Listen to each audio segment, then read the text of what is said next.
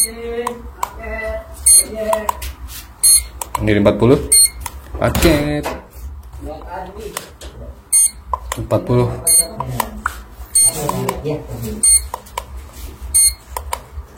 Paling panas ada di 40 ya, 40 derajat Celcius.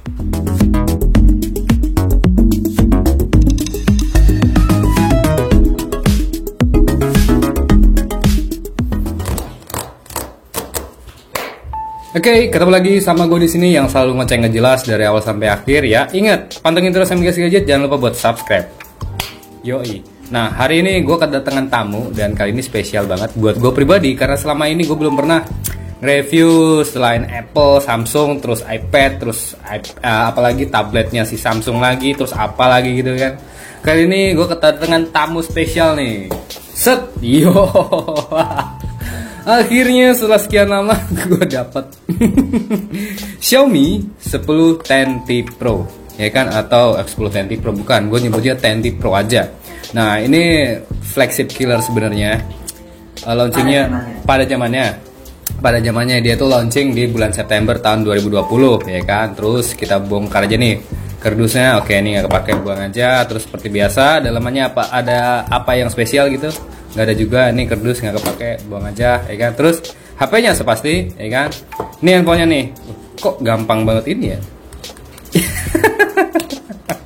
Gampang banget ternodai, kayak apaan aja ya. Terus dalamnya seperti biasa, chargernya ini yang 65 watt ya. Ini seriusan asli 65 watt. Oke, terus lanjut lagi di kabelnya nih. Kabelnya ya support sampai pokoknya 65 watt ya. 65 watt nggak sih? Sebenarnya enggak deh. Setahu gue dia itu supportnya paling banter 33 watt gitu. Oke, masukin lagi kardus-kardusnya. Terus kita singkirin dulu ya. Habis itu kita bahas di handphone. Nah, sekarang kita udah di handphonenya. Kali ini gue sedikit ngomongin handphone ini ya, atau Mi 10T Pro yang kita pegang. Serius, pakai banget. Ini itu dulu emang bener-bener flagship killer. Dimana di tahun 2020 yang kayak macam-macam Samsung dan lain-lain gitu kan, mereka masih pakai Exynos dan lain-lain ya kan. Terus harganya juga parah gila mahal banget ya kan, buat gue pribadi sih begitu. Dan untuk Mi 10T Pro ini waktu pada saat awal launchingnya harganya di 6 jutaan aja. Di harga 6 jutaan itu lu udah dapat prosesor yang udah 5G, terus Snap 865 yang udah ngebut parah ya kan waktu saat itu ya kan. Terus kamera 108 megapiksel yang udah ada always-always-nya. Jadi lu ngerekam udah nggak bakal gempa bumi lagi gitu loh. Nah, sekarang di tahun 2023 apakah ini masih menjadi HP impian buat kalian semua, buat lu pada yang mungkin ya apa ya, cuman ngincar di kamera ataupun ngincar di prosesor gitu loh. Nah, kita bakal bahas satu persatu, simak videonya baik-baik, jangan kemana-mana. Yuk, mari kita roasting. Oke, hal pertama yang gue pengen bahas dari segi desainnya nih. Desain dari Mi 10T Pro ini, kalau gue lihat secara kasat mata tuh flashback di 2-3 tahun yang lalu ya. Masih apa ya? Nah, nih, lu lihat gini. Dia masih kameranya depan tuh masih bentuk-bentuk punch hole gitu, dimana yang rata-rata tuh Xiaomi sekarang tuh rata-rata ada di tengah ya. Nah, dia masih ada di pinggir nih. Dan waktu saat itu apa ya? Saingannya tuh kayak Samsung apa gitu ya. Lupa ada gue namanya. Pokoknya nanti deh ada gambarnya di sini ya. Begitu. Pokoknya dia masih ada ininya di tengah nih, dia nih. Gitu-gitu. Pokoknya tahun dia keluar itu kayak si Galaxy Samsung apa ya Mas ya? S10 FE ya? 10 FE kalau nggak salah tuh. S10 FE terusan S20 series juga iya ya kan, tapi kan harganya gila mahal banget ya kan S20 series. Nah, ini datang sebagai opsional, dimana merek lain atau brand lain berani pede ya ngasih prosesor yang gila, ngasih kamera yang lumayan gede juga, sensornya gue nggak tahu nih hasilnya bakal kayak gimana ya kan, soalnya 108 megapiksel yang apa ya, yang gue rasa sih nggak sekedar gimmick aja sih, gue harap sih gitu ekspektasi gue jujur belum pernah megang ini handphone, tapi yang jelas gue pengen tahu dari segi performa sama kameranya aja, 108 megapikselnya itu gimmick apa enggak gitu aja ya. Terus lanjut ke bagian body nih, body di atas. Nah, ini yang gue demen dari Xiaomi ya, dari versi-versi ini dia masih pakein infrared ya, HP remote ibaratnya begitu. Masih bisa ngeremote TV, kulkas ya kan, terus AC ya kan. Terus habis itu apalagi yang bisa diremote ya. Terus untuk bagian bawah seperti biasa ada speaker grill, terus mic, habis itu USB Type C. Terus di sini dia dual nano SIM ya. Ingat. Nah, kalau internalnya kecil yang lo beli, lo wajib beli ya paling nggak SSD lah ya, gitu aja biar semua penyimpanan itu lo langsung pindahin aja biar nggak repot ke depannya, gitu aja. Nah, gitu beli OTG aja udah simple, ya kan? Terus lanjut lagi ke bagian apa nih ya? Display kali ya. Sip. Displaynya yang dipakai walaupun masih IPS LCD, tapi dia udah 144 Hz nih. Gua kasih lihat ya. 144 Hz ini bentar. Tuh. Jadi dia adaptif ya. Bukan adaptif, masih bisa kita pilih. Kalau adaptif itu dia otomatis ya kan. Di 144 Hz ya. Zaman segitu 2020 yang udah bisa ngasih 144 Hz itu impossible di harga 6 juta ya. Gitu aja. Snapdragon 865, refresh rate 144. Habis itu kamera 108 megapiksel. Gila sih, brand mana yang ngasih? Ya itulah keunggulan si Xiaomi. Di sini gue nggak pengen ngebagus-bagusin Xiaomi ya. Semua brand tuh sama aja di di mulut gue gitu. Oke, kita lanjut lagi untuk IPS LCD, terus dia udah 144 Hz. Bahkan ROG gue pun, nih kan, yang gue pegang pun itu baru 144 Hz setelah tahun kemarin launching nih.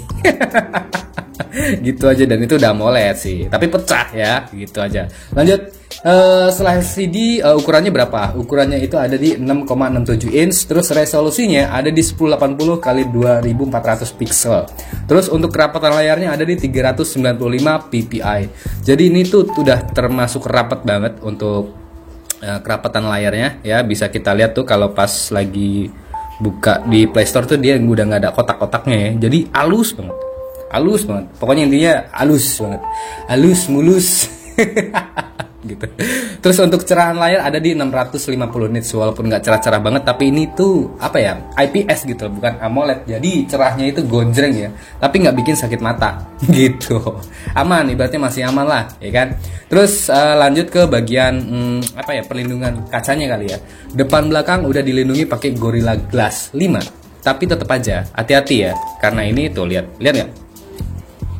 Ada beberapa bagian yang udah pecah di sini, dan lo harus dan wajib beliin soft case-nya, ataupun yang udah pecah begini retak biasanya sih penyakitnya dia ya.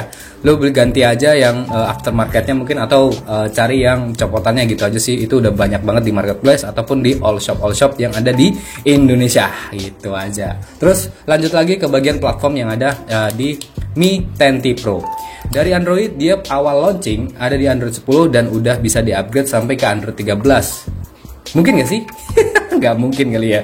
Dan dia itu maksimalnya sekarang ada di Android 12 tok ya. Berharap aja semoga si Mi 10T Pro bisa upgrade sampai Android 13. Karena fitur di Android 13 itu ya secara nggak langsung adalah penyegaran atau pembaruan dari Android 12 sebelumnya, yang memang harus dan wajib diupdate. Semoga aja bisa ke update ya sama si Xiaomi. Ayo Xiaomi, buruan dong diupdate. Udah tahun berapa ini, buset ya kan. Terus lanjut lagi ke bagian jeroan nih. Jeroannya yang ada di Mi 10T Pro ini, dia ada di Snapdragon 865 ya kan, dengan fabrikasi 7 nanometer, udah support 5G juga. Terus Adreno-nya ada di versi 6, versi 650. Jadi GPU-nya sebenarnya udah ngebut ya di tahun yang lalu 2020. Tapi untuk tahun sekarang apakah masih bisa ngebut banget buat main game? Ya kita lihat nanti hasilnya kayak gimana gitu loh. Sip, kameranya nih masing-masing. Yang gede nih paling gede ya kan. 108 megapiksel dengan aperture 1.7 ya kan. Habis itu ukuran kameranya 26 mm. Fiturnya ada PDAF, OIS juga udah ada, jadi anti gempa bumi ya kalau pada saat lu ngerekam video. Terus lanjut lagi ke kamera ultrawide. Kamera ultrawide-nya ada di 13 megapiksel dengan aperture 2.4.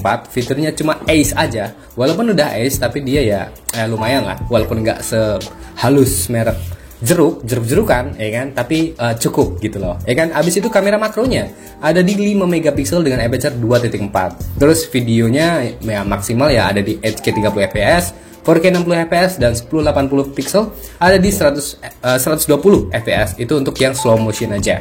Terus untuk kamera selfie nggak lupa juga ada di 20 megapiksel dengan aperture 2.2 dengan ukuran kameranya ada di 27 megapiksel, 27 mm. Fiturnya udah HDR ya, HDR. Terus ya video yang dihasilin ya maksimal di 1080p aja. Sampai mentok 30 fps. Kayak gimana hasil videonya? Nanti slide berikutnya bakal gua tayangin hasil video sama fotonya. So, sekarang kita bakal pengujian gamenya aja. Apakah bisa masih dan layak untuk dijadikan daily driver untuk ngegame, atau mungkin ya Poco F3 kali atau F4 kali. Kita lihat performa gamenya. Sip.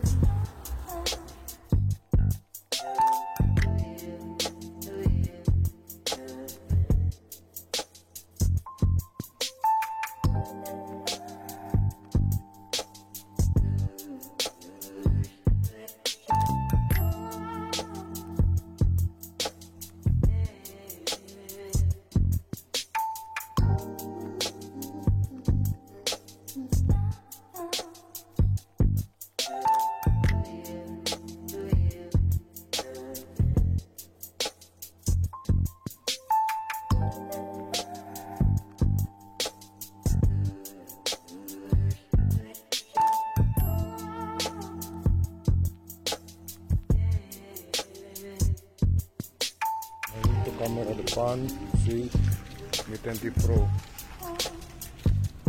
lumayan, selanjutnya burung banget. Mi 10T Pro 1080 30 fps, dia maksimal cuma ada 30 fps doang ya.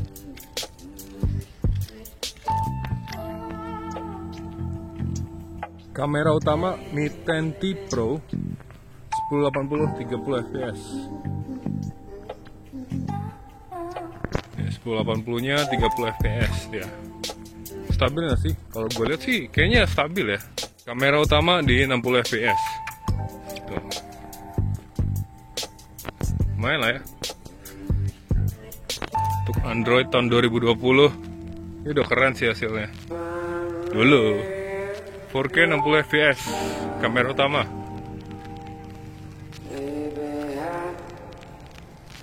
Ini mendung ya cuaca ya, jadi agak-agak gimana gitu. 4K 30 fps kamera utama.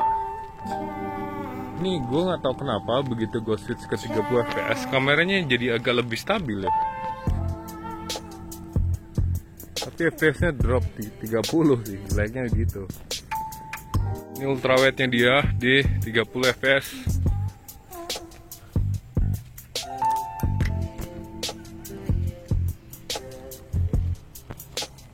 Ultrawide di 60 fps. Nggak terlalu stabil ya hasilnya. Tapi nggak ada gambar yang efek-efek croppingan gitu sih. Berarti dia real hasilnya ya kan. 4K nya mentok di 30 fps ya. Nggak usah maksain. Lumayan lah. Lumayan. Oke, sekarang kita udah masuk di gamenya PUBG. Seperti biasa, gue di sini pakai settingan smooth 90 fps karena ini layarnya udah support sampai 144 Hz ya kan. Kenyang. Habis itu apa lagi ya? Bentar. Udah itu aja, kita start aja di main di Nusa ya. Ini gue main pakai settingan gue, nih kan. Udah gue setting. Kalau Android sih enak ya, gue tinggal pakai akun gue sendiri, nih kan. Akun cadangan sebenarnya sih, karena masih telanjang tuh, ya kan? Belum ada baju cuy. Oke, ada orang nggak nih? Ada orang nggak nih? Oh, aman ternyata pemirsa. Oke, kita langsung ambil aja senjatanya. Kita dapat M4 untuk yang pertama kali. Terus dapat UMP untuk yang kedua kali. Mari kita saksikan seperti apa saya main PUBG di Mi 10T Pro. Apakah experience-nya sama seperti gua main di mana? ROG 5S ya? Ataukah ada sedikit perbedaan ataukah jauh secara untuk hasil dari apa namanya Antutunya ternyata lebih banyakkan yang ini daripada si ROG 5S-nya ya. Gue juga heran kenapa, padahal ROG 5S-nya itu dia udah Snapdragon 888 ya, Triple Edge, tapi kok Antutunya membagongkan sekali hasilnya gitu. Ini malah lebih bagus, ada di 600 ribuan ya. Ntar gue kasih lihat ya. Kita lihat gue main PUBG dulu, oke? Oke cuy, sip, gas. Yuhu. Guys, sepertinya di sini gue nggak nemu apa-apa nih, cuma nemu AKM doang sama M4. Gue nggak nemu senjata favorit gue pertama, yaitu Vector. Ya, nggak apa-apa lah, oke. Kita langsung lanjut aja. Untuk layar nih ya, gue pengen ngebahasin soal layar. Layar tuh masih licin banget, ya kan? Gak ada masalah nggak ada masalah sebenarnya. Masih licin, masih enak banget bah. Malah ini ya udah 144 Hz ya maksimal. Tapi yang gue heran itu kenapa kok kayaknya agak sedikit seret gitu ya. Kalau mungkin nggak pakai ini kali ya, nggak pakai apa namanya, nggak pakai tempered glass, mungkin itu pengaruhnya ya. Ya gue harap lu kalau beli ini ya, HP, lu langsung beliin tempered glassnya aja, karena tempered glassnya murah banget harganya, nggak mahal-mahal banget ya kan. Langsung aja buat ngedongkrak performa lu pada saat main game. Asik, anjay ya nih, anjay. Lo.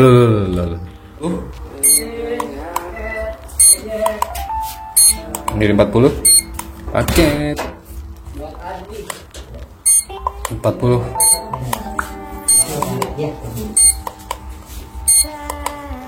paling panas ada di 40 ya, 40 derajat Celcius. Gas door. Oke, lihat settingnya dulu ya. Tuh, grafiknya rata kanan semuanya aktif ya kan. Kita lanjut ke gamenya. Sip, gas. Gue sih nggak ngerasa mulus ya di sini ya, karena mungkin udah habis gue main di PUBG ya. Tapi masih lumayan lah. Tuh renderingnya tuh kerasa banget ya. Nggak semulus ya, nggak semulus HP-HP yang pada umumnya kayak iPhone gitu. Asik.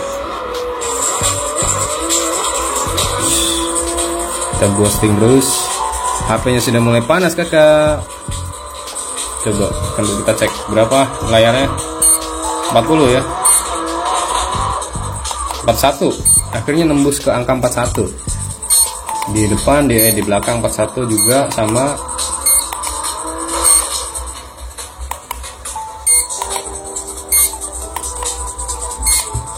Satu paling tinggi ya, gitu aja. Oke, dan kalau gue main di Car Extreme kayaknya nggak playable ya, panas banget gila. Dan grafiknya gue paksain di grafis tinggi semua, FPS tinggi, dia patah-patah gitu loh, nggak mulus ibaratnya. Tapi kalau Car Extreme nggak pakai grafis tinggi itu kayaknya ada yang kurang gitu loh, ya kan? Loh kan ngeframe kan? Loh. Nah, kita sekarang lanjut di kesimpulan di akhir video seperti biasa. Gue di sini pengen ngebahas apa ya?